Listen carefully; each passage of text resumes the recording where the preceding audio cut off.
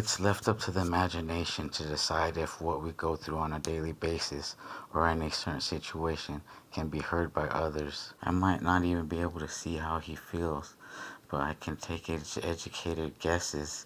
Situations are connected to feelings, and the unknown is left to be discovered by what he tells me in his conscious or unconscious states of mind. And we don't need all the minor details such as colors, voices, and time of day unless we truly want to live like a god. However, there have been many times when I caught myself in deep thought, and because the topic of my internal discussion or what was going on in my head wasn't properly adjusted to the normal way of thinking, paranoia set off. Beliefs that everyone heard me and what I had just said in my mind was left for everybody to see. I felt naked. The way I see this being true is that by chance they could have heard me for that brief moment.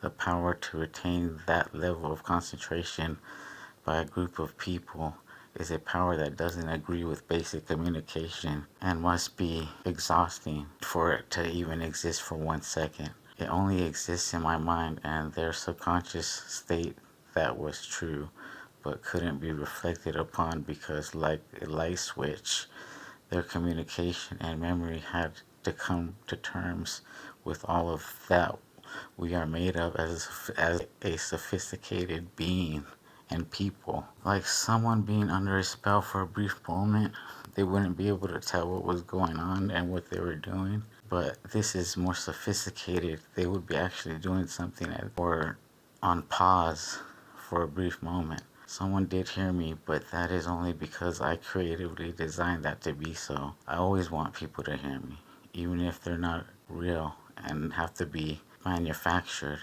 or created. I see it as someone else being present to bear witness to what I've just experienced. My secrets are not let out so easy, but become deep memories for what, and those who become to exist thoughtfully, intentionally, and interesting enough to become alive, to awaken by my thoughtful guidance in our universe or realm.